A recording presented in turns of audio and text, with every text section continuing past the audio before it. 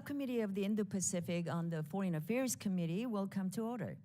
The purpose of this hearing is to spotlight different dimensions of the People's Republic of China's economic coercion tactics, and discuss how we can coordinate an allied response. I now recognize myself for an opening statement. Welcome. This is our Indo-Pacific Subcommittee's hearing examining the People's Republic of China's economic aggression and predatory practices. Today, we will hear from experts on the PRC's economic coercion, and my goal for this hearing is to give the witnesses an opportunity to sound the alarm on the PRC's predatory practices against our partners, allies, and even everyday Americans. One of our witnesses is a first-hand victim of PRC's economic coercion and predatory practices. The PRC often successfully intimidates individuals and entities not to speak openly. So we thank you, Mr. Alon, for having the courage to tell your story publicly. I recall in October 2021, my colleague, Mr. Brett Sherman, said during the House Financial Services Subcommittee hearing on China that several financial industry representatives had withdrawn their original commitment to testify because of fear of backlash from China. It is unacceptable for the CCP to limit Americans' free speech, and even more unacceptable that the CCP can do it without consequences. Last month, U.S. Chamber of Commerce warned that China's mounting scrutiny of American companies have dramatically raised the risks of doing business in the country. I would like to submit for the record a Reuters article titled, "China Detains Staff, Raids Office Due Diligence Firm Mintz Group," as well as a Wall Street Journal article titled, "Bain's Staff in Shanghai Questioned as China Targets Foreign Businesses." These headlines are unfortunately the new normal for American businesses. And as you will hear from our witnesses, we are not doing enough to make these predatory practices consequential to the CCP. The CCP must know that every act of coercion will result in a countermeasure from the United States and its allies, and that the PRC must abide by the same international rules and norms that everyone else in the international community is bound by. We must also recognize the immense economic pressure that the PRC puts on our allies, partners, and friends around the world. The CCP uses debt trap diplomacy through the Belt and Road Initiative to achieve its political goals abroad, so much so that it is willing to crash economies and generate instability as it did in Sri Lanka. This pressure is especially overt in the Indo-Pacific Islands, where PRC diplomats host politicians for dinner, and those politicians live with envelopes full of cash and promises of major infrastructure projects. It's unfair. It's an unfair fight, and we need to show up. We must equip our diplomats in these countries to respond to economic coercion, and our diplomats need a clear sense of the direction we're going. To respond to economic coercion, the United States should take several steps. As a first step, American money and technology that fuels CCP coercion and predation cannot keep going to the PRC. It makes no sense to increase the PRC's ability to coerce the United States and help it gain more leverage over us. Second, if the PRC is unwilling to change coercive elements of its economy, the United States must make it more costly for the PRC to maintain that system. That means action on tech transfers and subsidies. Third, the United States needs to build a coalition of countries, in particular in the Indo-Pacific, that adopt the same actions. And I cannot stress enough the importance of coordinating our responses to economic coercion with our allies and partners in the Indo-Pacific. When even a few countries act in concert, we can undermine core CCP strategies and objectives. We must stand together to make sure each CCP coercive act against an allied country fails. So I look forward to hearing from our panel on how to put these objectives into practice. The chair now recognizes the ranking member, the gentleman from California, Mr. Berra, for his opening statements. Thank you, Madam Chairwoman, and thank you for holding this hearing. This is a topic that I've spent a lot of time thinking about. We've introduced legislation on and is incredibly important. Let me start by saying, the PRC will, try to put out a dialogue saying, that the United States is trying to, isolate the Chinese economically. The truth is, we'd like to maintain the status quo, which has lifted all the countries in that region through a rules-based order. But we have to respond to Chinese aggression and Chinese economic coercion. And the countries in the Indo-Pacific know firsthand. You can look at Chinese economic coercion against the Republic of Korea when we deployed THAAD batteries for the protection and the defense of Korea. The Japanese have faced economic coercion and blowback. The Australians have faced economic coercion and blowback. You see Chinese aggression in the South China Sea. You see them encroaching on Vietnam's exclusive economic zone, the Filipinos' exclusive economic zone. And it's incredibly important for us to understand how they're using economic coercion and how we can counter this. Even more so worrisome is what they're doing in recent weeks and months. We've seen direct targeting of American companies in terms of targeting of Micron. Now we're seeing them go after consulting companies like Bain Capital and others. And I'd argue this is not in China's interest, because as they start to target specific companies, it'll make it much harder for us to continue to think about how we do business in China, how investments flows into China. But again, Xi Jinping has kind of signaled where he's headed. In the last Congress, we were able to introduce a bill and pass a bill, the Countering China Economic Coercion Act. This bill authorized the administration to establish an interagency task force to respond to the PRC government's acts of economic coercion and required the evaluation of the impacts on U.S. business and economic performance. This Congress, in a bipartisan support for robust response to the PRC economic coercion, we've introduced H.R. 1135, the Countering Economic Coercion Act of 2023, led by myself, Ranking Member Meeks, Chairwoman Kim, and Chairman of the House Rules Committee, Tom Cole. There's also a Senate equivalent. This bill would give the president new tools to provide rapid economic support to partners and allies facing economic coercion from the PRC and hold the PRC accountable for its actions. This is the type of legislation that we should be doing to make sure we can both support our allies, but also react fairly quickly. It's also my hope that as the G7 meets in Hiroshima, that they will also discuss economic coercion, and hopefully we will see some statements of support for rules-based order and how the G7 can work together to support one another, but also to support some of those smaller economies and smaller countries should they face Chinese economic coercion. So again, Madam Chairwoman, I appreciate your holding this hearing. I think this is an incredibly important topic, and this is a bipartisan, bicameral topic. So with that, let me yield back. And again, thank you. Thank you, Ranking Member. And other members of the committee are reminded that opening statements may be submitted for the record. And we're pleased to have a distinguished panel of witnesses before us today on this very important topic. Mr. Alan Raphael is the president and CEO of Femtometrics. Thank you. Dr. Derek Scissors is a senior fellow at the American Enterprise Institute. Mr. Matthew Reynolds is a fellow in the economics program at the Center for Strategic and International Studies. And Mr. David Feith is an adjunct senior fellow at the Center for a New American Security and was previously the U.S. Deputy Assistant Secretary of State for East Asian and Pacific Affairs. Thank you all for being here today. Your full statements will be made part of the record, and I will ask each of you to keep your spoken remarks to 5 minutes in order to allow time for members' questions. I now recognize Mr. Allende for your opening statement. You got 5 minutes. Chairwoman Kim, Ranking Member Bera, and distinguished members of the subcommittee, thank you for the opportunity to testify at today's hearing. It's an honor to be here and share my story.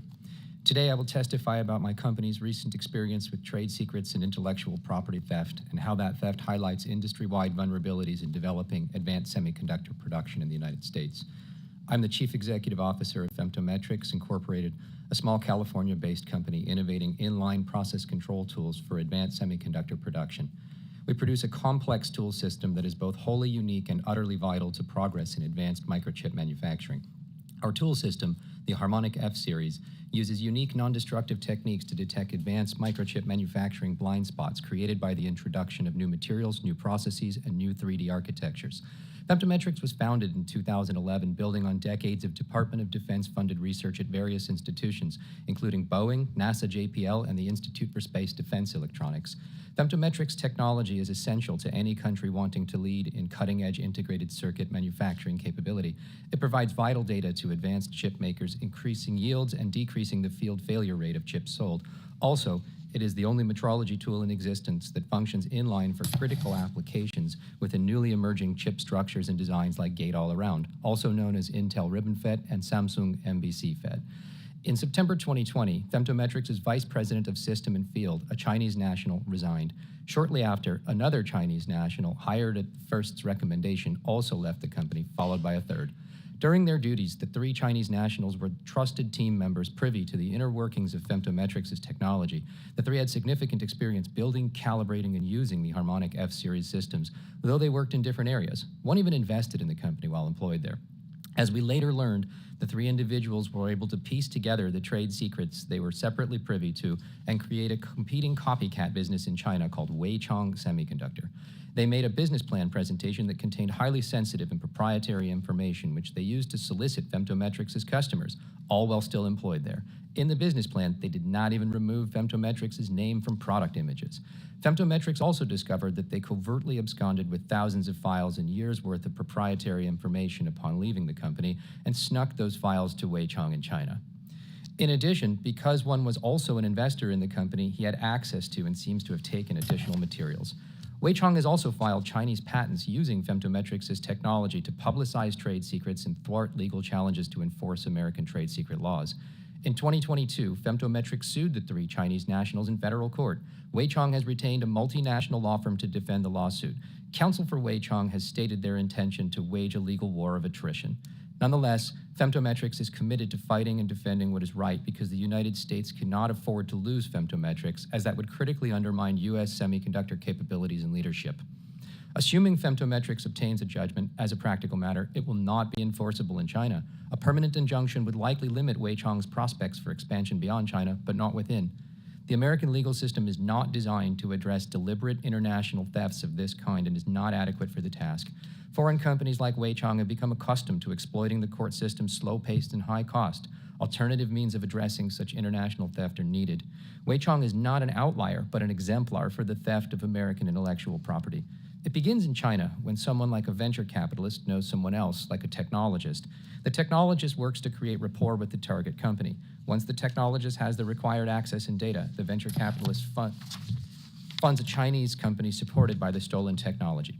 The venture capitalist funds litigation through the copycat company and attacks American intellectual property and discloses trade secrets through published papers and patent applications. Then, predatory venture funds, likely owned or controlled by foreign entities, approach the undermined American company to invest despite the foreign challenges. They seek proprietary information on technology, customer status, and market position under the guise of due diligence.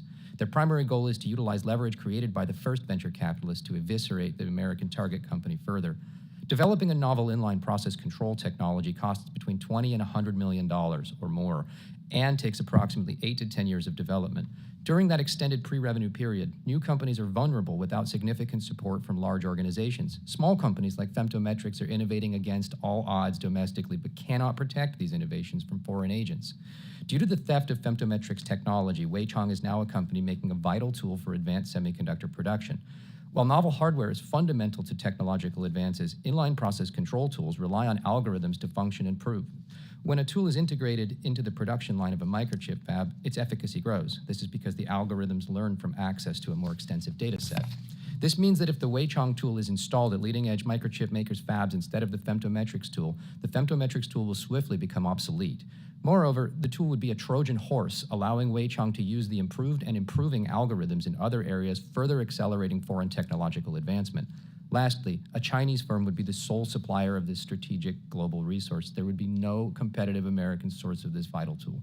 Thank you. Thank you, Mr. Allen. I now recognize Dr. Scissors for your 5-minute opening statement. Thank you. The chair stole my thunder some, but I will go into more detail.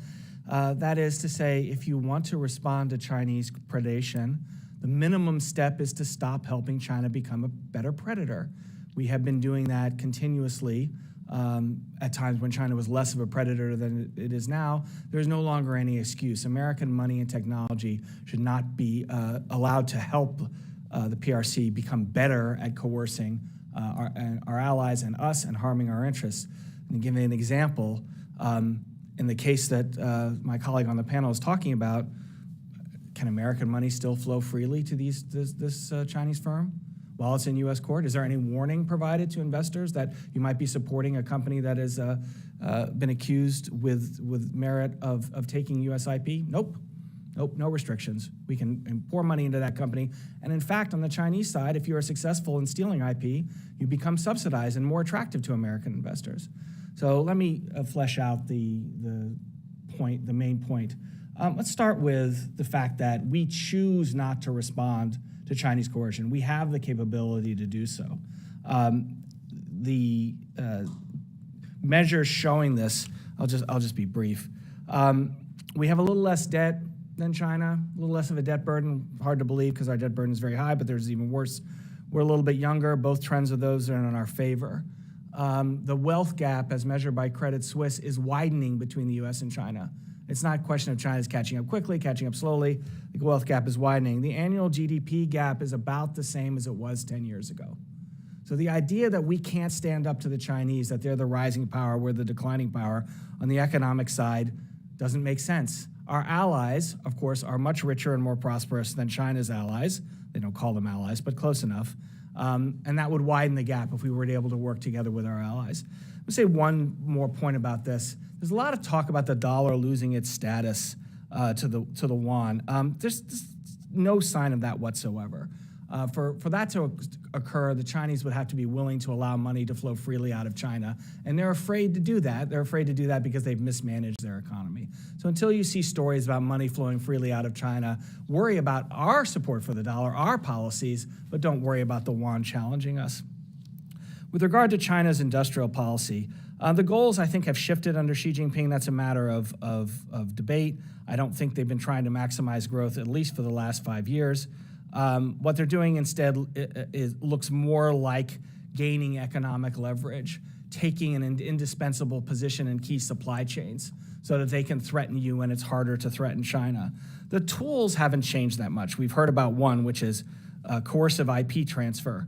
Another one is skewing competition in their favor through regulation and subsidies. Large swaths of the Chinese economy are guaranteed monopolies. State-owned enterprises have a national monopoly or a regional monopoly. There's a lot of revenue involved that makes them a difficult competitor on the revenue side. There are also subsidies for expansion globally, far in excess of what we've considered in the United States. On the tech side, the original problem was requiring tech transfer to operate in China. Now they've become, as we've just heard, more predatory. You don't have to go to China anymore to have China steal your IP. They'll come to you and steal it. U.S. responses in the last minute and a half, we've done very little. The tariffs that were imposed during the Trump administration had little effect on trade.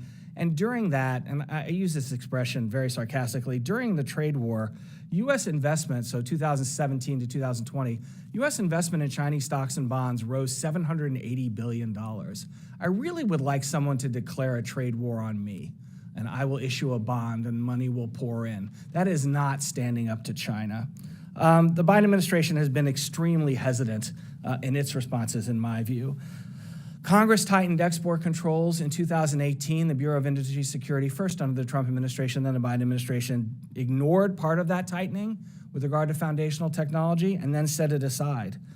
We had chip export controls promulgated by the Department of Commerce in October of last year, but we have not gotten the final version, and we are still negotiating with South Korea. South Korea is currently exempt from those chip controls, which undermines their purpose.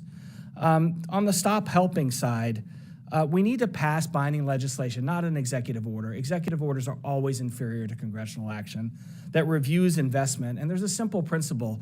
If we don't let the Chinese buy it here because we're protecting the technology, we should not allow American funding to develop it in China. That is not a sensible action on our part, a set of policies where you can't buy the technology, but we'll help you fund it.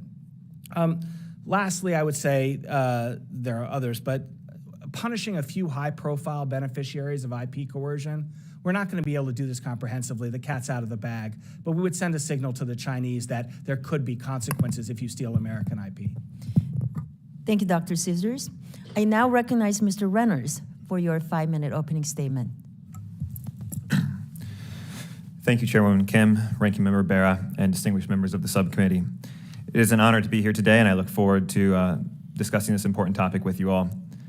I've been asked to talk today about our recent CSIS Economics Program report entitled Deny, Deflect, Deter, Countering China's Economic Coercion. China's economic coercion carries real costs for the firms and sectors that find themselves downrange of Beijing's bullying tactics.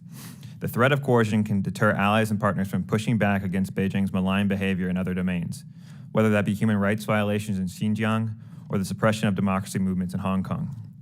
That said, China's use of economic coercion carries costs for Beijing too. Therefore, a well-informed counter-strategy presents an opportunity for the United States to exploit Beijing's missteps and assert leadership on the global stage while also enhancing our soft power.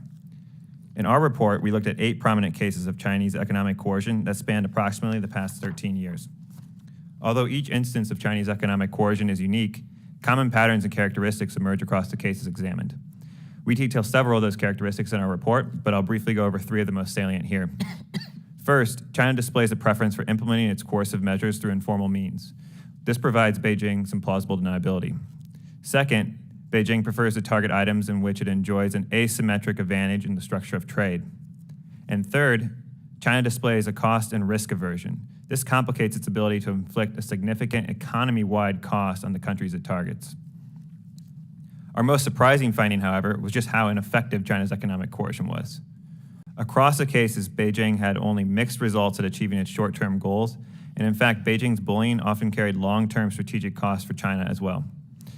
Take Australia's experience, for example. Despite restrictions on its wine, coal, and some agriculture products, Canberra has refused to back down in its efforts to counter Chinese interference in its domestic politics and in its calls for an investigation into the origins of COVID-19.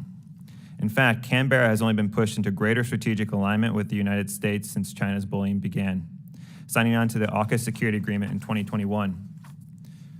Australia's case also highlights another interesting finding from our report. That is that China's economic coercion intersects with U.S. interests in a more counterintuitive way than one might at first expect.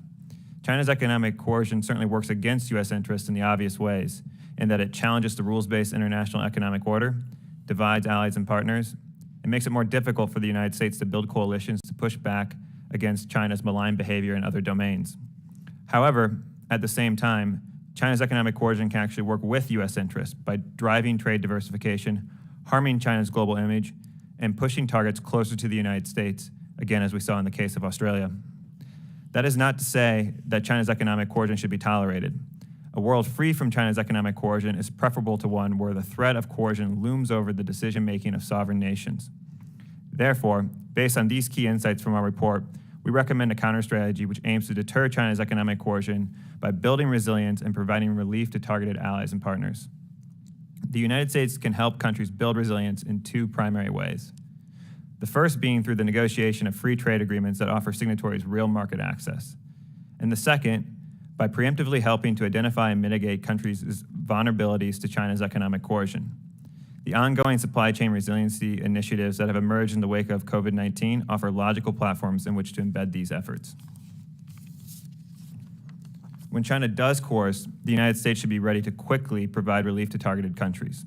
The United States has several existing tools it could use to do so, such as export financing, temporary tariff relief, and sovereign loan guarantees, to name a few. We also recommend augmenting this toolkit with the creation of a new coercion relief fund. The counter-strategy should also be embedded in a larger diplomatic messaging campaign, which draws attention to U.S. efforts to build resilience and provide relief to targets, while also shaming China for its bullying behavior. The United States should also seek to multilateralize its response by encouraging allied countries to adopt similar strategies. It is therefore encouraging to see reports this week that the G7 is discussing how to jointly counter China's coercion. In this way, the United States can mitigate the cost of coercion for allies and partners, further reduce the effectiveness of China's bullying, and over time, demonstrate to China the futility of its actions. Thank you, and I look forward to your questions. Thank you, Mr. Reynolds. I now recognize Mr. Veit for your 5-minute opening statement. Thank you. Chairwoman Kim, Ranking Member Bera, and members of the subcommittee. It's a privilege to testify today. My testimony has 3 purposes. First is to define the problem of China's economic coercion. This is an enormous challenge for U.S. foreign policy and national security. The harm we face is broader than the bullying of individual countries in a handful of cases. Economic coercion is central to Chinese leader Xi Jinping's grand strategy. Collecting and exploiting leverage over foreign targets is how Xi approaches the outside world.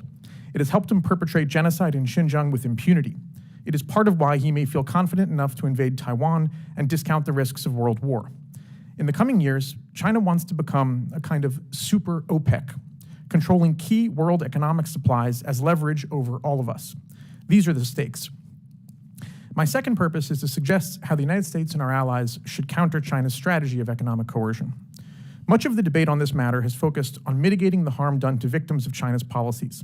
We should also seek to deter China by imposing costs on its coercive behavior. To do this well, however, U.S. and allied policymakers need to know more about relative strengths and weaknesses in our economic relationships with China. We can improve our knowledge by launching a 301-style investigation in Washington, akin to the effective 301 investigation into Chinese unfair trade practices undertaken in 2017-2018. The U.S. could also lead, perhaps via the G7 or AUKUS, in the creation of a standing multilateral body for studying these issues together with allies. Most of all, we should limit U.S. and allied exposure to Chinese coercion in the first place by limiting trade with China in strategic areas. It is important to ensure that the U.S. and allied balance of dependence with China, especially in key technologies, continues to favor us. My third purpose is to warn that current U.S. policies are increasing America's exposure to economic predation by China. We have important environmental interests, for example, but increasing our reliance on Chinese solar panels and Chinese components for electric vehicles is dangerous. It creates national security perils similar to those that Germany inflicted on itself by becoming dependent on Russian energy in the years before the Ukraine war. My written testimony has more details on all these matters. For now, I'll note further that this challenge is unprecedented in our history. The United States has never faced a geostrategic rival with as much economic coercive power as Beijing wields today, let alone the economic coercive power that Beijing credibly seeks to wield in the future.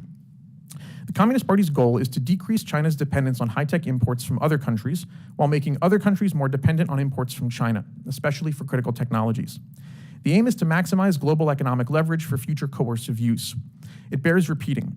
The goal is for China to become a super OPEC of the 21st century, a single country that decisively controls crucial economic inputs for the world economy.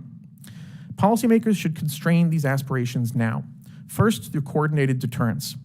Second, through strict limits on China's access to technology, capital, and data controlled by the United States and our allies. We should not wait until China has taken fateful steps such as attacking Taiwan that could lead to superpower conflict. We and our allies require a strategy of constrainment to counter China's economic coercion. This strategy would take note of the realities of economic interdependence and aim to adjust them to serve Western security interests. Constrainment can provide deterrence, working to deflate the confidence of Chinese leaders that they can achieve their aims through aggression and war. We do not want Chinese leaders to feel optimistic about their coercive economic leverage over us and our friends. The new U.S. and allied export controls on semiconductor technology are a step in the right direction. If enforced diligently, the rules could foil China's ambition to make itself a home for advanced chip manufacturing. They can ensure that China remains dependent on the United States and our allies for these critical supplies. While we're at it, U.S. and allied policymakers should not ignore so-called mature semiconductor production. We do not want China to dominate the global production of chips needed for lower-end electronics, such as cars and critical infrastructure systems either. Constrainment should strive to maintain a favorable balance of dependence in a wide range of areas. It should, for example, strengthen the dominance of the US dollar as a global reserve and trading currency, extending Washington's ability to monitor and punish money laundering, weapons proliferation, bribery, and other dangerous actions by Beijing.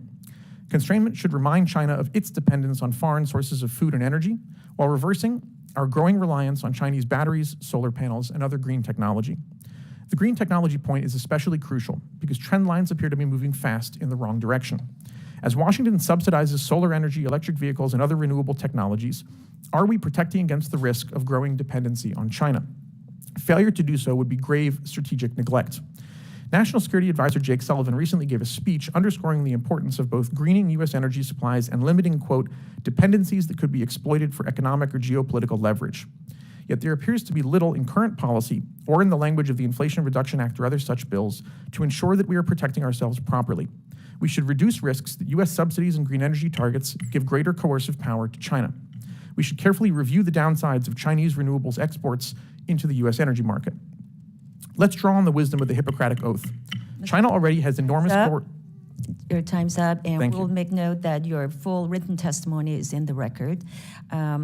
I do also want to make a quick announcement that our votes are called at 9:40, so we'll go as long as we can with member questioning, but we may have to take a short break to go and vote and come back.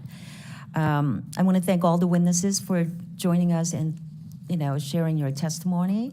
Mr. Allen, I want to thank you again for coming and for the courage to tell your story publicly.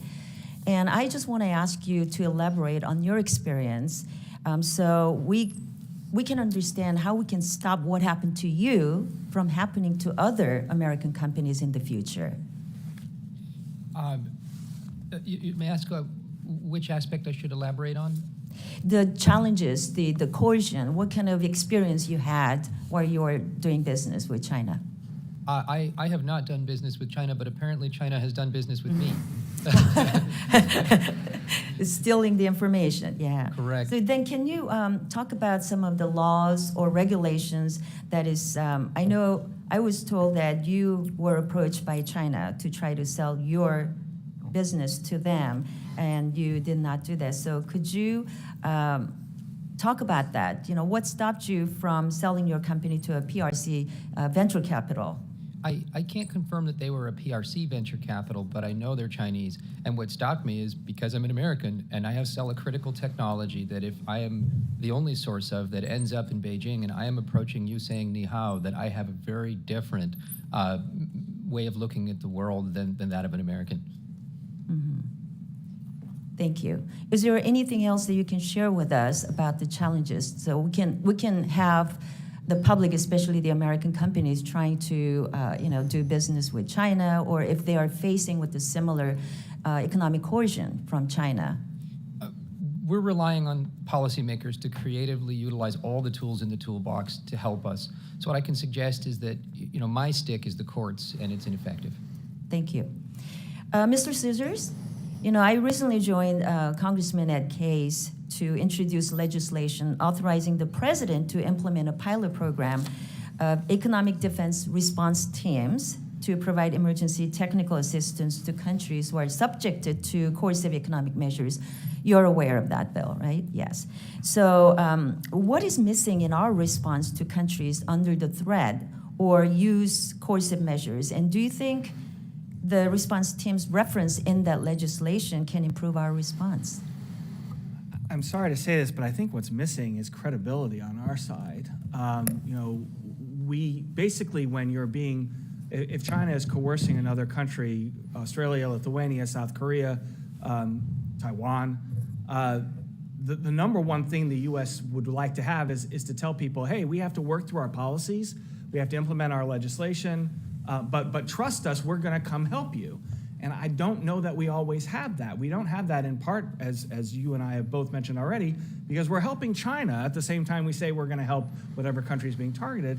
We also don't have it because the American policy attitude toward trade has changed in roughly the last 10 years, where if you say something like, to help out a fairly major exporter of a product, we're going to make it easier for them to sell to the United States because the Chinese are using their market size to coerce them, you're going to get opposition to that. the people are going to say, no, the China coercion part is not as important as the trade part. And so I think any steps Congress takes, they don't have to be large. If they're credible, if they're put into law, and this is not an attack on any administration, EOs die off. If Congress takes steps that are put into law, that's going to help. Because I think the first thing we need to do to reassure our allies is to say, you can trust us. It might take us a while, but we are on your side, and we will take steps to show that. Thank you. One of the things that we can do is to ensure that PRC does not have the tools to use the coercion in the allies, and especially in the Pacific, who are developing countries that need help from us, which is why this Congress, we passed the PRC is not a developing country. They're using that as a way to game the system so they can use that special status to get the low interest rates or no interest rates from the international groups like the World Bank, IMF, and then they use that loan to backstop and reinvest in those developing countries that truly need help to set up the debt trap. That's one of the things that I think we're using, but I know there is a lot more that we can do. Mr. Fait, I want to ask, how do we get allies to join the cause to push back on China? Well, there's a need for the sort of support and consultation that we've talked about, certainly for the sort of supply chain resilience. There has been a lot of certainly post-COVID greater discussion about shifting supply chains, but I think this economic coercion issue raises the illustration of how really enormous that issue is. It's fundamentally about macro trade relationships in the world and unwinding really decades of shifting of greater exposure of the US market and of our allied markets to China. If that isn't reversed, China's ability to coerce will continue to grow. Thank you. Let me now recognize Ranking Member Bera for your 5 minutes of questioning. Thank you, Madam Chairwoman. Sometimes we are slow to recognize the threat and so forth, but I think everyone's eyes are wide open today. A decade ago, 2 decades ago, the hope would have been as China developed a middle class and entrepreneurial class, they would adopt what a lot of the rest of the world has, free market opportunities and so forth. Clearly, we don't have to guess the direction that Xi Jinping's PRC is headed. He's certainly signaled where he wants to go. And again, maybe we were a little slow to recognize the risk, but I think the world and the United States certainly is doing what it can to have the tools and be ready to counter that. In this Congress, we've introduced the Bipartisan Countering Economic Coercion Act of 2023. And some of the specific things in there are authorities that we'd like to give to the president to, if we see China targeting some of our trading partners, the ability to reduce or eliminate duties, modify tariff rate quotas, requesting appropriations and authorization for foreign aid and financing, expediting export licensing decisions, and expediting regulatory processes. Dr. Scissors, I certainly agree that it is better for Congress to act and put into legislation. I'd be curious about your thoughts. I'm sure you're aware of that bill. Your thoughts on that bill and strengths, but what is it missing? Well, I think the strength is exactly what you just said, sir, which is we have to be willing in a time of crisis to be nicer to our friends than we are otherwise. It doesn't mean our friends get to do whatever they want. I'm personally not happy with the South Korean government and their companies right now with regard to export controls. But in a time of crisis, we need to do more. We need to show that we'll stand up with them. That's a way to reassure them and to deter China. So those measures that you talked about of reducing barriers to the U.S. market in a time of crisis, I think are the right measures. And of course, you have people who are very sensitive to that in the U.S. I'm not suggesting that we rush to reduce barriers when there's a case of Argentina coercing Bolivia, but China is in a very different category. So I think that's the strength of the legislation, and as you said, the fact that it's legislation that could be passed on a bipartisan basis would be ideal. I think, again, I don't mean to repeat myself, but the legislation is addressing a symptom, and the problem is if we take these steps to help our friends, and it happens to be in that year, we had $200 billion in new money going to China. on net, we're still helping the Chinese become better at coercion. So I think the legislation is a good idea. I support other sorts of legislation from the Congress addressing this issue, but I do think we need to look at, if we're helping the Chinese more than we're countering them, the net benefit is we're hurting our friends. So I don't disagree. I mean, there's discussion on how you slow down outbound investment and outbound flows. Maybe Mr. Reynolds, let me ask you on that perspective. How should we think about? You still see a lot of U.S. company investment flowing into China. I am, not of the thought that says we should be telling companies what they can and can't do, but I also do think there's increased risk. So how should we think about outbound investment and perhaps approach that? Yeah, thank you, Mr. Congressman. First, if I may want to go to HR 1135, what I really like about that bill is that the timelines you all build in for a speedy response. I think that's really a key part of any sort of counter strategy to counter China's economic coercion. Something that you see in the sanctions literature is that sanctions tend to be most effective really based when they're threatened, and then shortly after they're imposed. So in that window before markets can adjust, they kind of bite the most. So that's really, to borrow a medical term, sort of the golden hour that we need to be responding and getting relief to the targeted countries so that they don't back down in the face of China's economic coercion. One other thing I would say that a big missing piece of the response so far, though, is also on this resiliency side. I think the U.S. needs to get back in the business of negotiating free trade agreements. We've seen China continue to expand its presence in these trade agreements, applying to join CPTPP. RCEP became effective last year. A greater and greater proportion of the world's countries now see China as their largest trading partner instead of the United States. So that's a big missing component. Quickly on outbound investment, I agree. I think there's a need to control this outbound investment, especially in these critical technologies where China could gain this choke point leverage over the United States. The Biden administration, I know, is looking at technologies, semiconductors, biotech, green tech. I would say one thing on that, though, we also need to make sure that we multilateralize those efforts. We see this with the export controls. When we do these things unilaterally, there can be loopholes. And so I think the same thing for outbound investment. We need to be looking to multilateralize that. Great, thank you. I noticed I'm out of time.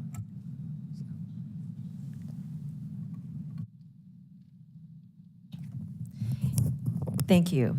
I now recognize Congressman Barr for your 5 minutes of questioning.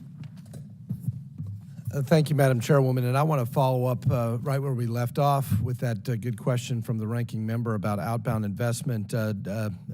Dr. Scissors, my bill, the Chinese Military and Surveillance Companies Sanctions Act, sanctions specific companies on 4 specific U.S. government lists, the DoD 1260H Chinese military company list, Treasury's non-SDN Chinese military industrial complex companies list, and Commerce's entity list and military end user list.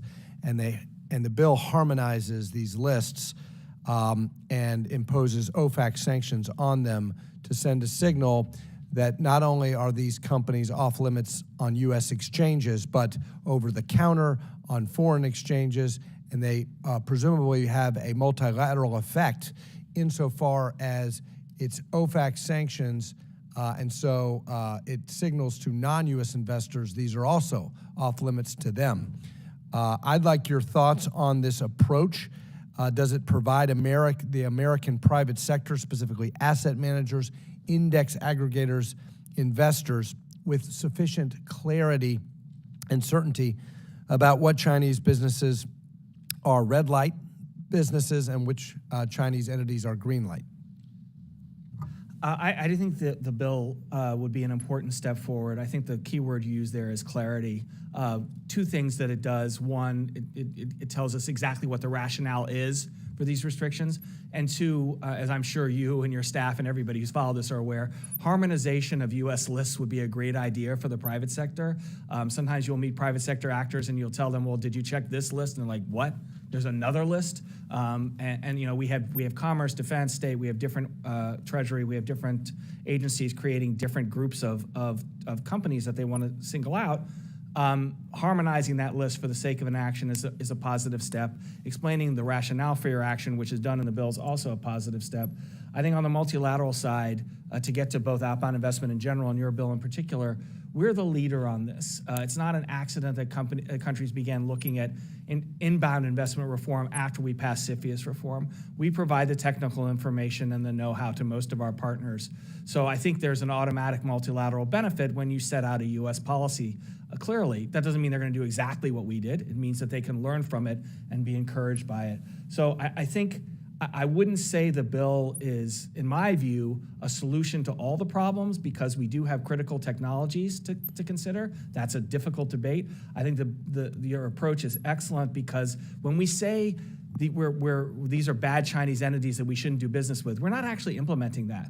The entity list, for example, is a licensing process. Yep. We don't want to say, oh, this company deserves to be on the entity list, later give them a license, and it turns out American investment is going to the company. So I think, I see your bill as there are other options as well, but as an excellent first step, because the private sector should be able to handle it better than the current confusing U.S. regs. And our bill not only requires coordination, entity list, Commerce, Treasury, and DOD, but it also does now, the amendment and nature of substitute we're working on also requires, as these agencies update the list, that they look at special sectors of special concern. So these critical technology sectors.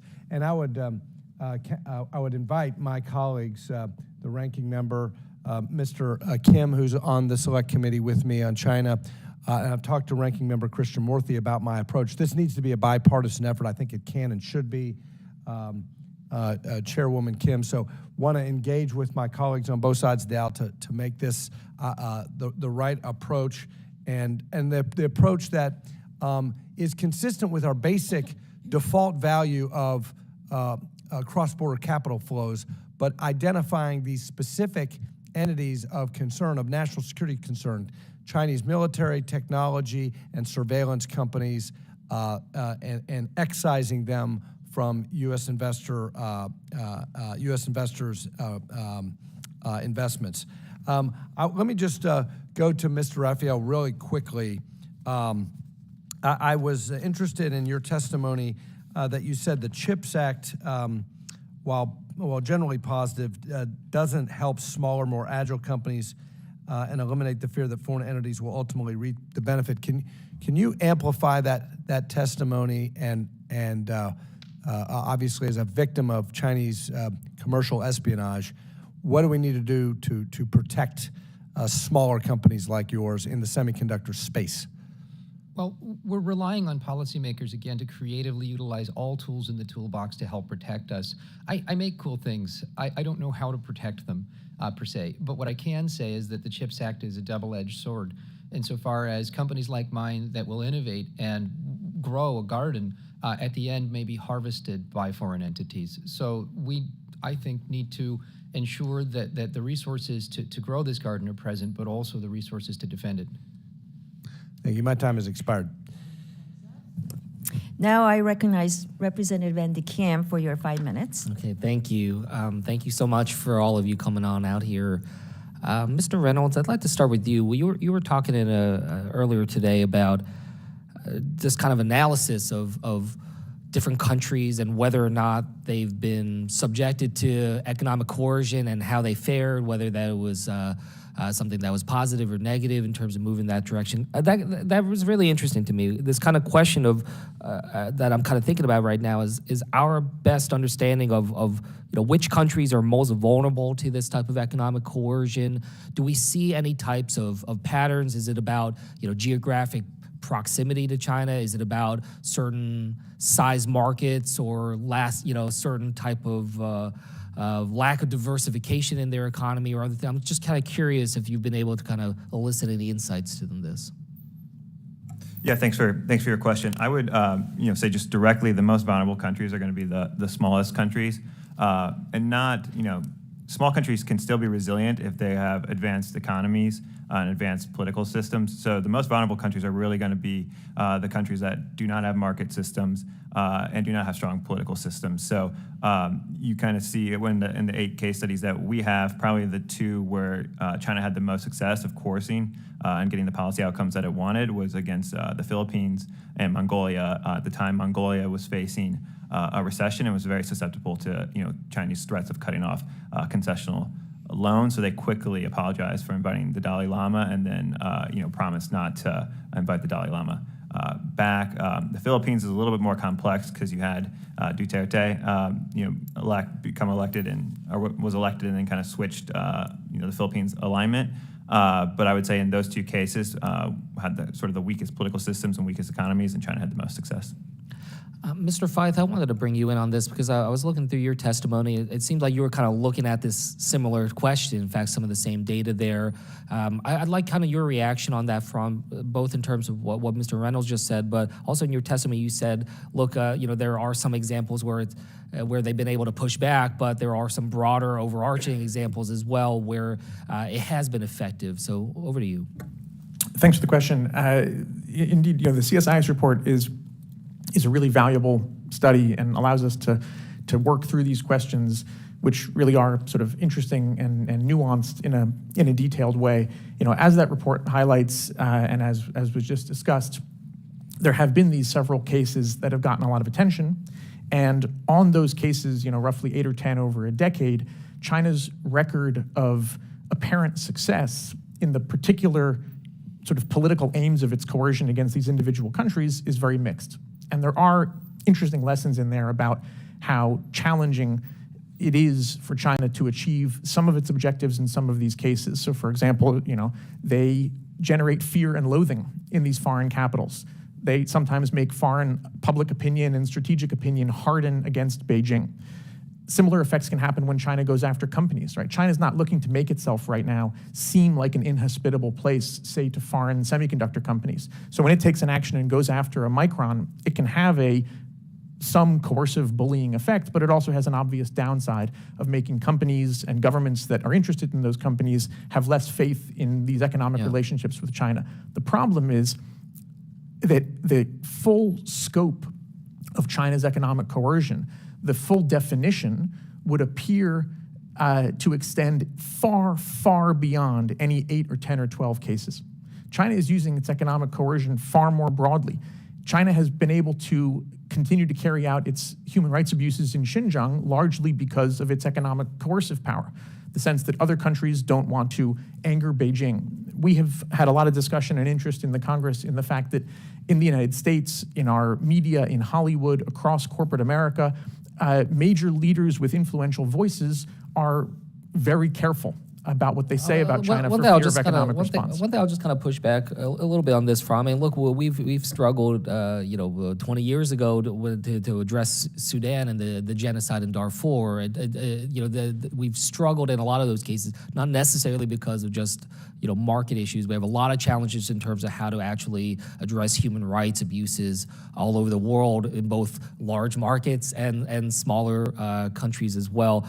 I just sort of say this as for my colleagues. I think this is a really important issue about just where can we have precision? Where can we have the scalpel? Where can we use that?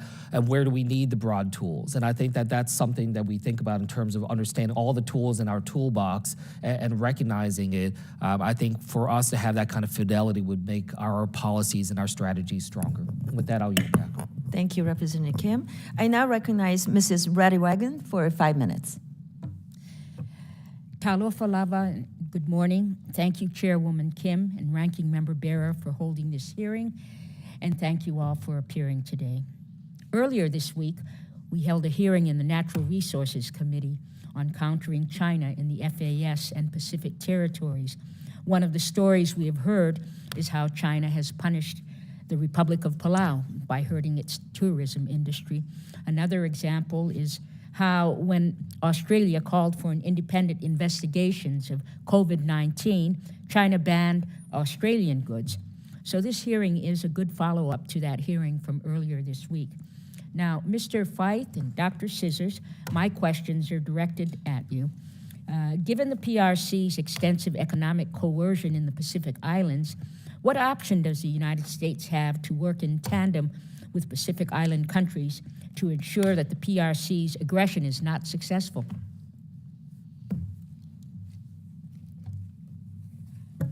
Thanks for the question. Certainly that we've seen this problem worsen in recent years, and we've seen U.S. diplomatic and strategic attention grow toward the Pacific Islands and the China-related challenges there, but not yet sufficiently.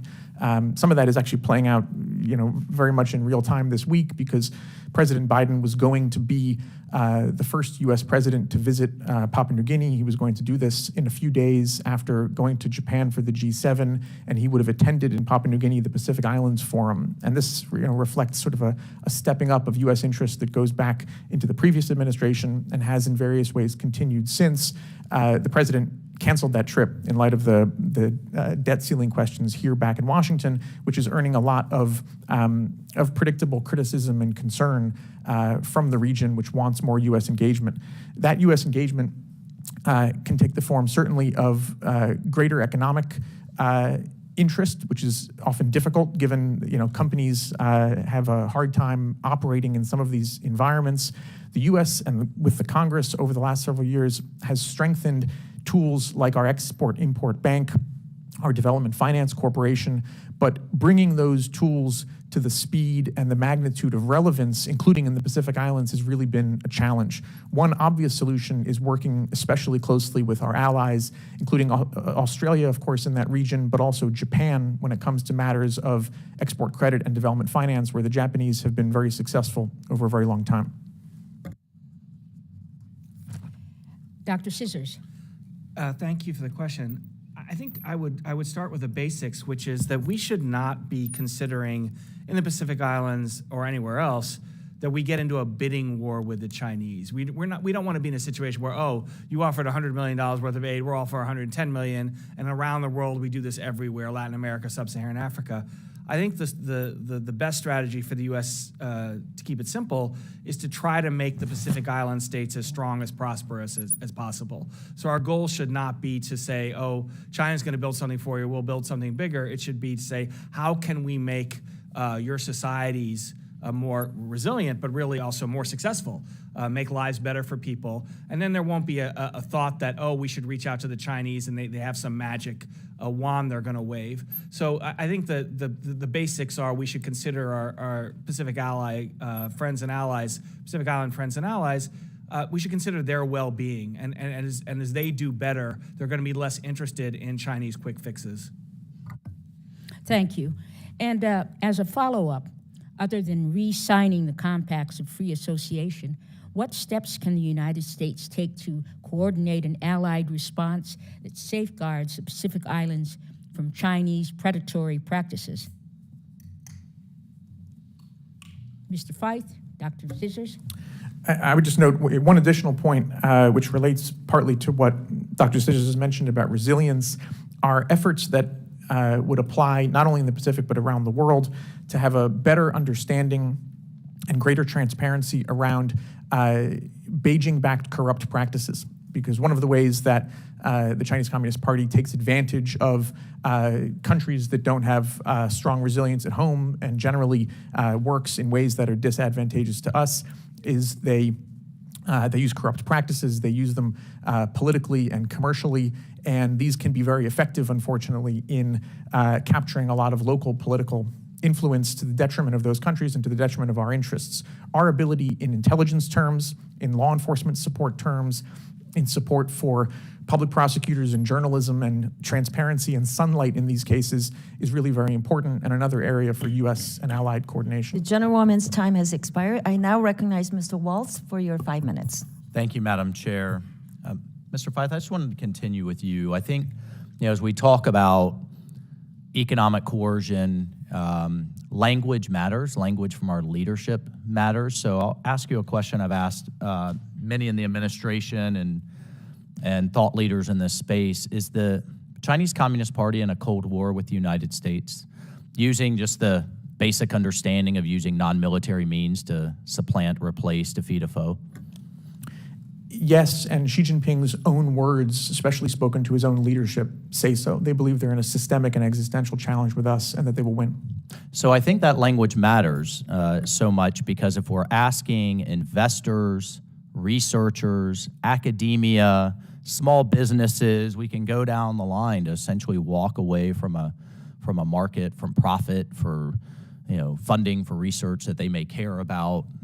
We need to think about it as a society in that light, right? I'd agree. Is there anyone that disagrees? Because I hear a lot, oh no, we're in a competition. Competition sounds like a couple of countries in the Olympics. I mean, this is a Cold War, and they seek to win it, and they seek to win it without firing a shot.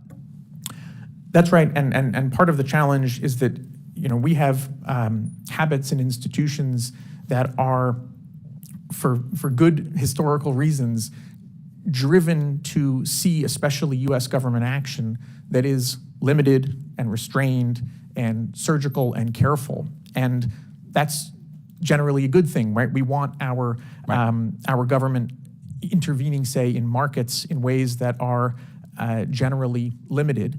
It's just that China poses a scale of a threat and a degree of economic connectedness to us that we've never faced before. Just, so when we have, in the sense of time, I agree. I want everyone to make money.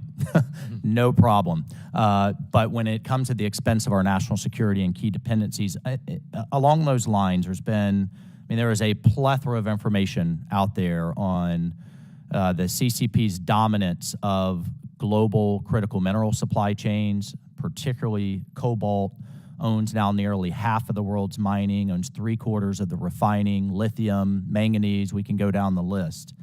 I think my question is, how does the Biden administration's emphasis, billions that we're spending, that we've passed out of this body on green energy, electric vehicles, including in our own military, to combat climate change, increase China's economic leverage over the United States, and in accordance with their own Made in China 2025, which is not just to insource their own manufacturing, it's to create global dependencies, right? So how does that increase their leverage?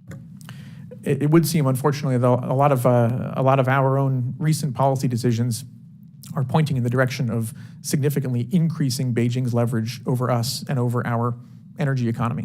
And this was one of the factors, after all, that appears to have made Vladimir Putin confident that he could invade Ukraine and survive the consequences, was because he understood that he had a strong degree of leverage over Western European energy. Because you study CCP writings very closely, the actual translations. They've somewhat tried supply chain coercion with the Japanese and the Australians. You believe that is baked in? They are prepared to do that, even at risk of damage to their own markets and economies with the United States? Oh yeah, and we've seen them not only do so, but especially since COVID, Xi Jinping has been increasingly explicit about this. He gave a series of speeches in 2020, and these speeches were then reflected in the 14th five-year plan that was published by Beijing in March of 2021, where he spoke explicitly about tying global supply chains and dependencies increasingly to China, using what he calls the powerful gravitational field of China's domestic market in order to make other countries dependent on them while reducing the dependency of China on others. Just in the few seconds I have remaining, shifting a bit, the board that oversees the Thrift Savings Plan, which is the military's 401k, has made a series of moves to invest their international index into Beijing, amongst other, because of this, again, this notion of we're just here for returns.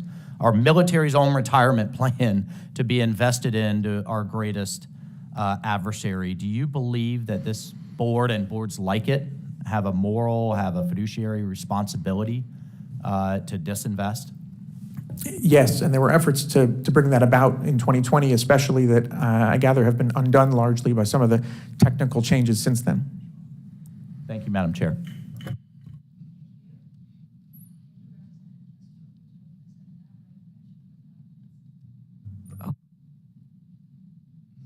All right. Well, thank you for being here today to speak about this important and timely topic. I know we're all watching closely as the G7 meets in Japan this week to discuss China and its economic practices. And the United States serves as an important counterweight, as you all know, to China's aggressive economic tactics around the world and in the Indo-Pacific region. The United States must continue to be an economic partner of first choice for nations around the world and work to build trust and goodwill between any country looking for transparent, sustained, and quality investments. But as you all know, there is more work to be done. So, Mr. Reynolds, the United States has multiple tools to counter China's economic coercion, which is mostly targeted towards smaller nations. In your testimony, you indicated that some of these tools include export financing, sovereign loan guarantees, and temporary tariff reductions. The United States also has many institutions that can support a country's development goals, such as with the Millennium Challenge Corporation. Though in recent years it's become obvious that more countries need access to MCC funding, and that's why I introduced the Millennium Challenge Corporation's Candidate Reform Act, which would modernize MCC's statutory criteria and redefine the MCC's candidate country pool. And these changes would offer more countries an alternative to China-backed financing. Can you explain why it's important to ensure that more countries, especially those vulnerable to Chinese coercion, have access to U.S. economic support? Yeah, thank you, Mr. Congressman. As you mentioned in our report, one thing we did see was that China has a preference for targeting smaller countries, and one of our recommendations was that the United States should proactively seek to build resilience. So, not being an expert on MCC, what I would say, any policy that can proactively help those countries build the resilience should, in theory, in the long run, make them more resilient and able to stand up and withstand China's economic coercion. One thing I will say is that there could be trade-offs with expanding the pool of eligible countries. If you're raising that threshold to allow richer countries in, you also need to make sure that doesn't come at the expense of smaller countries that are the most vulnerable. Sure. I'll open it up for anyone else also who'd like to comment. No? Okay. My second question is really about Chinese misinformation or disinformation and manipulation of certain industries. And this time I'm going to focus on an industry we don't focus on too much around here, but we should focus on more, which is the media and entertainment industry in the United States.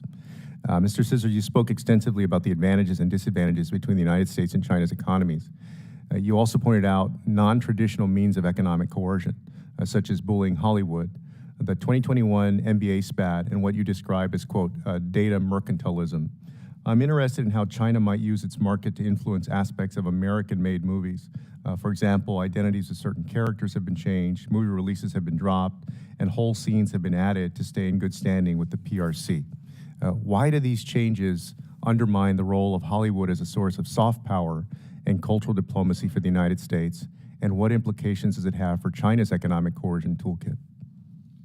Thanks for the question. I could talk a long time about the new data mercantilism coming out of China and our need to respond, but I'll focus on what happened with the entertainment industry.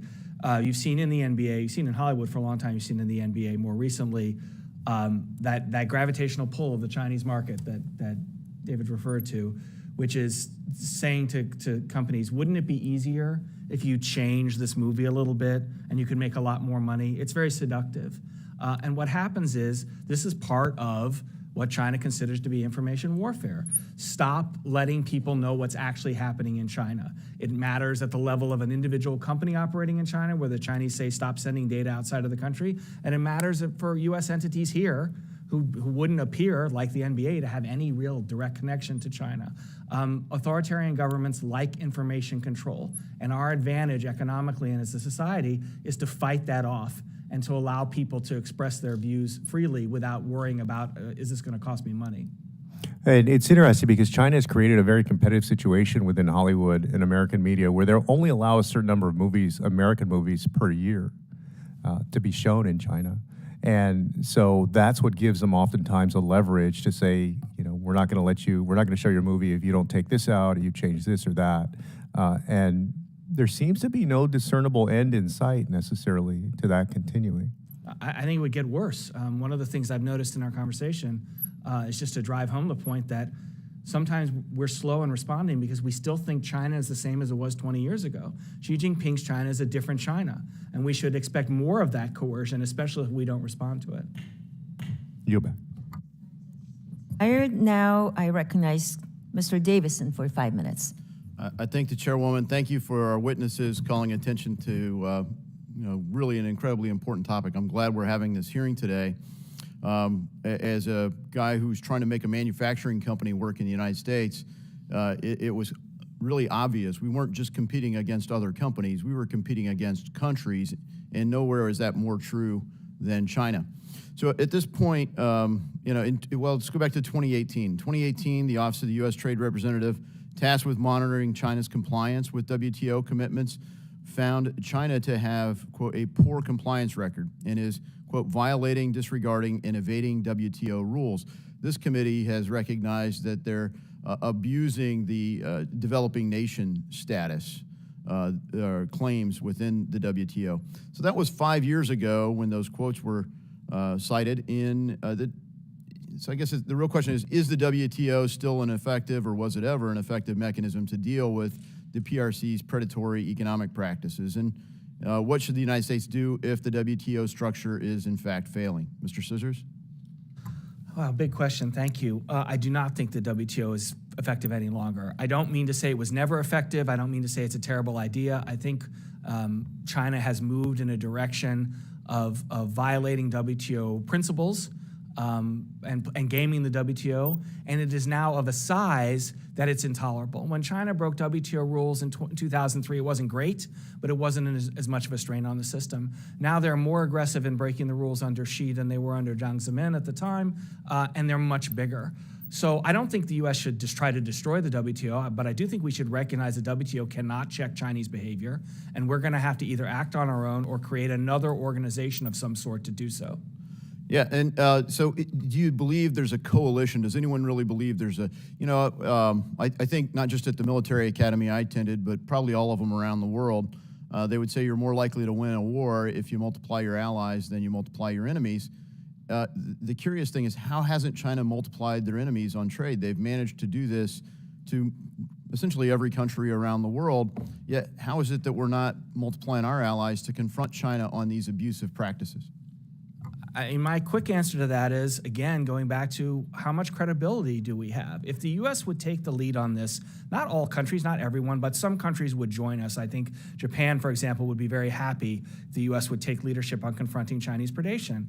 But it's hard to say you're taking the lead if you're still having money and technology flowing to China. Other countries see that and they say, well, you're saying one thing. This committee may be saying one thing very clearly, but the U.S. as a whole is not acting in that same way. So allies aren't going to rally to us until we're willing to take the necessary actions ourselves.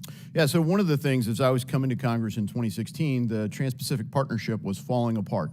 And, it was the idea was we were going to solidify some folks in the Indo-Pacific region against what China was doing, but we were kind of doing it passively. We weren't really confronting China about their abuses. We were just going to build some allies there. And I think that's a significant part of why TPP unraveled, is because it didn't actually confront China. It's sort of passive-aggressive, sort of this other way, and it failed from both sides. Both parties started campaigning against TPP in the 2016 election cycle.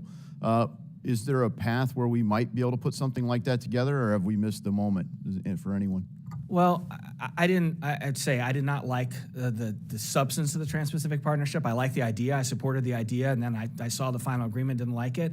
And the main reason I didn't like it is exactly what you said. For example, in rules on state-owned enterprises were very weak for the sake of making Vietnam and Singapore happy, but it meant that we weren't doing anything to limit the behavior of Chinese state-owned enterprises.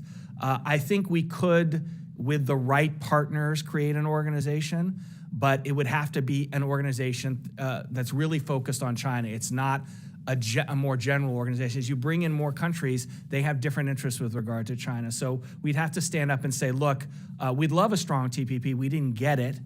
So as a substitute for that, as an arrangement that is directed at Chinese economic predation, we're going to propose something else. Yeah, thank you. And I wholly concur. That's really where I landed. And in 2017, I introduced the Global Trade Accountability Act. The counterpart's Senator Lee in the Senate.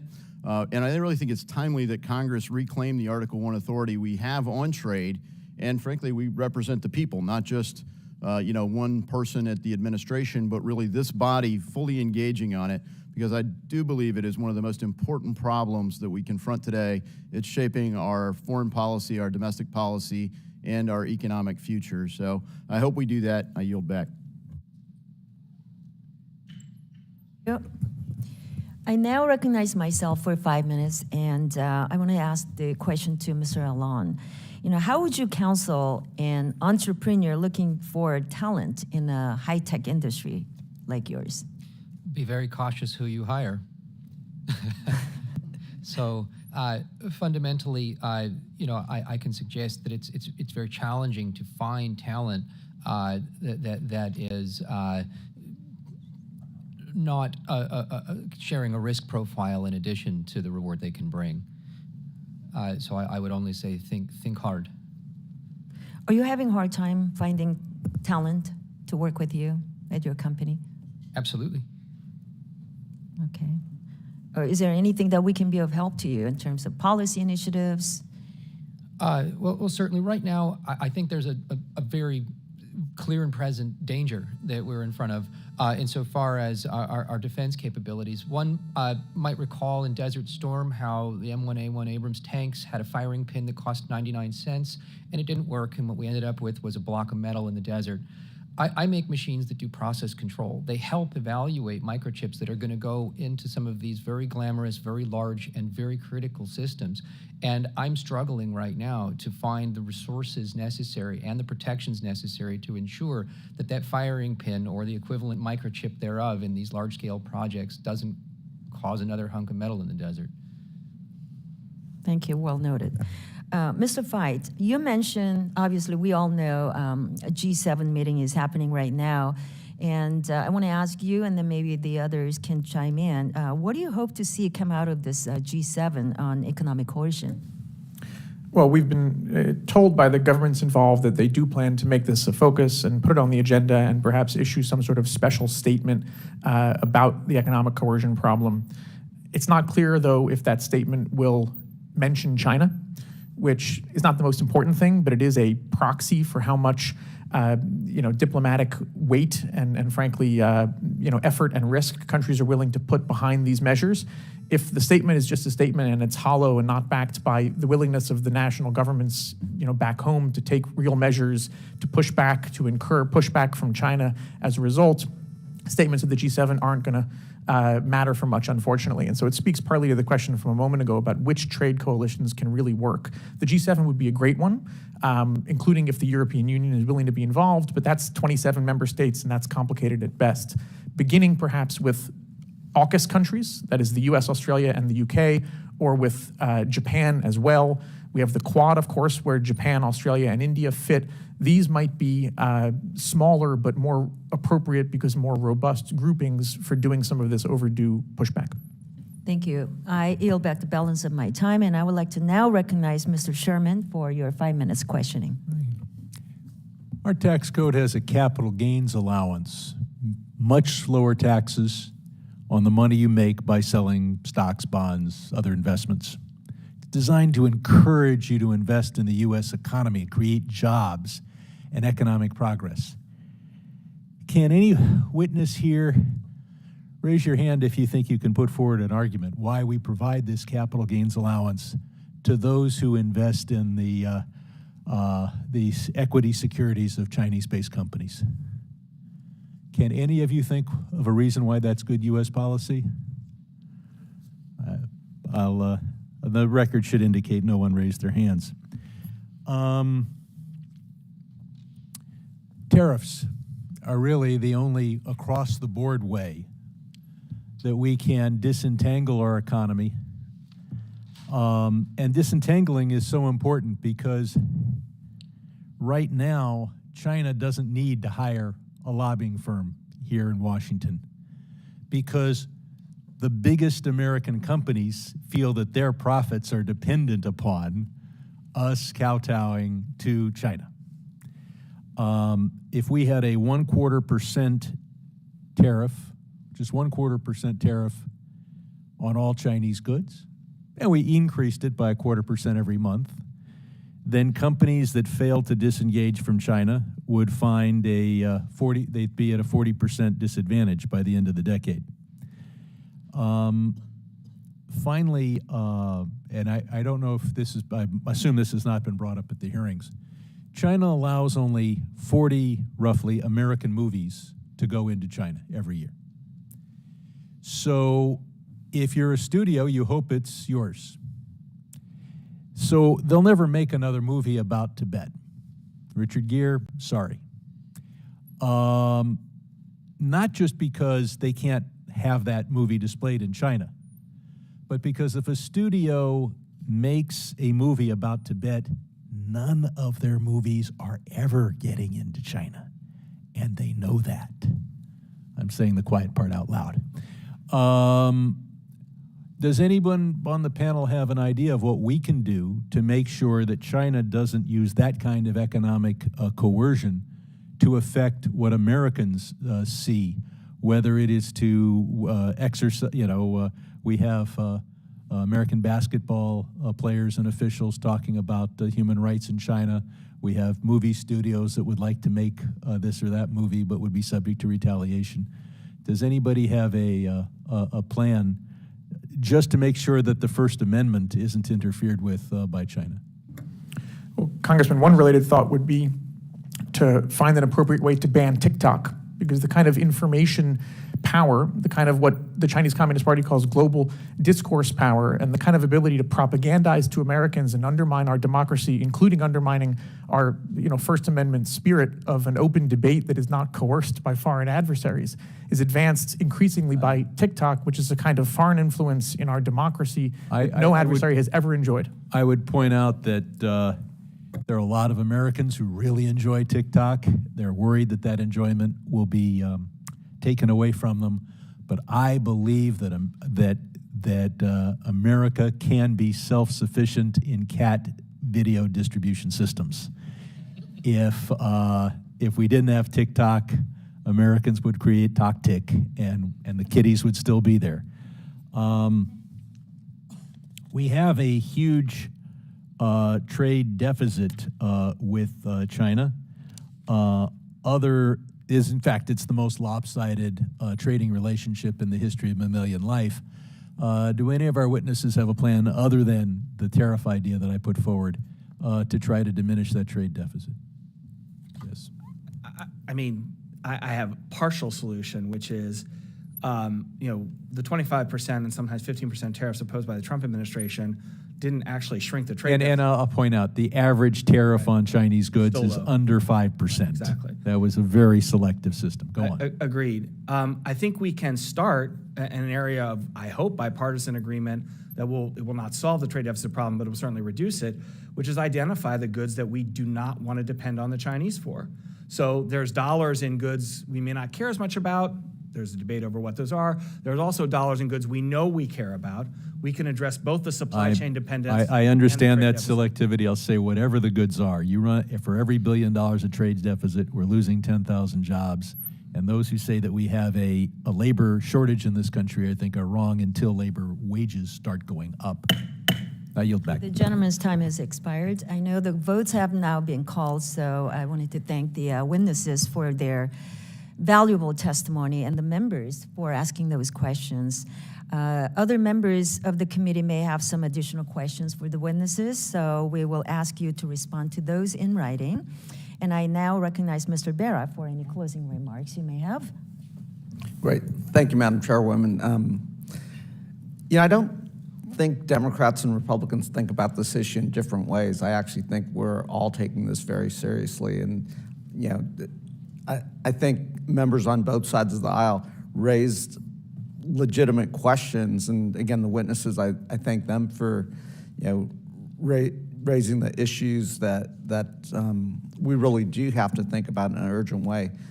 There aren't easy answers when we, again, I tend to be a free market guy. I tend not to want to use a heavy hand of government to tell companies what they can and can't do, where they can and can't invest. But I also do think it's important for us to, Mr. Waltz raised, our pension funds continuing to go into China, continuing to disadvantage us. I've talked to CEOs about that as well, and often they're just there's shareholder activism. There's just this intense focus on quarterly profits. Again, Mr. Sherman raises some issues of how we might be able to use the tax code to help influence that. I mean, this is worth a bipartisan conversation to think about, how we, protect our values, our freedoms, but also, don't disadvantage, what is, this strategic competition. I don't use the Cold War language, but we do know we are, headed towards a confrontation, and how do we head that confrontation off? And I think that's important. So again, thank you for holding this hearing. I would encourage all my colleagues to take a look at the legislation that we put forward. I think it is a good first step. It's not a last step, and there's a lot more for us to do. So thank you, and I yield back. Thank you. And again, thank you to all the witnesses. As we prepare for this hearing, we wanted to make sure that we are addressing the economic coercion from PRC, and I think hearing from our witness, Mr. Alon, it is more than ever important that we need to stress that American foreign policy must serve the interests of the ordinary Americans and the businesses as well. And then also the United States must also take on the PRC's predatory practices, which is why we had a very great discussion here. Thank you. And lastly, I think we need to emphasize that America must lead and then bring its allies and partners along. And that's very, very important. We need to show to our allies that they can trust us, that United States will be the choice to do business with and to rely on us to protect their interests, as well as showing through the combination of cooperation that we're working with our allies and partners that our adversaries should be able to fear us. With that, I want to thank you so much for being with us. And pursuant to committee rules, all members may have 5 days to submit statements, questions, and extraneous materials for the record, and subject to the length limitations. So without objection, the committee stands adjourned.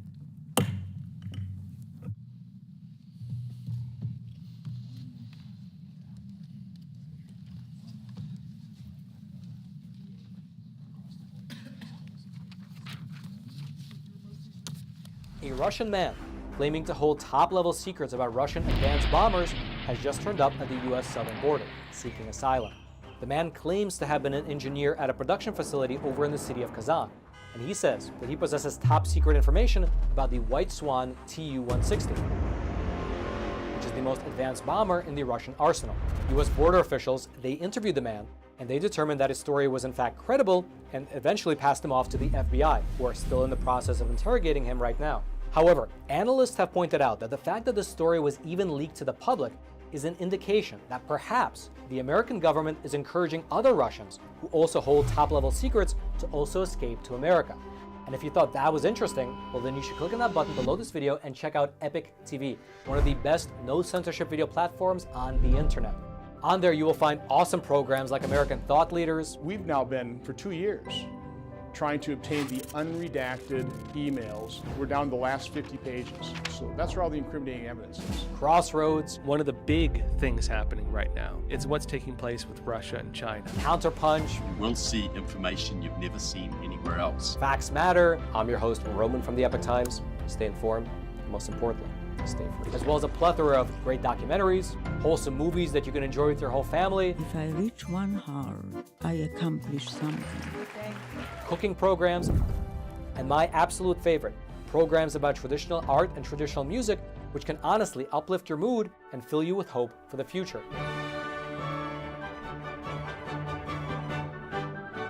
And the best thing about Epic TV, at least in my opinion, is that there's no corporate backing and there's no allegiance to some anti-American agenda. How dare you come to this peaceful community and try to scam these people? What the hell are you talking about?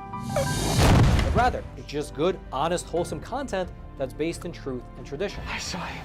It was incredible. Something that you can actually sit down with your whole family and enjoy, knowing that some ideology is not about to be pushed upon you. And who's fighting it? We're fighting it here at Epoch Times, and we need to keep bringing you the news. And so again, if you'd like to check out Epic TV, just click on that button below this video. You and your family will absolutely love it.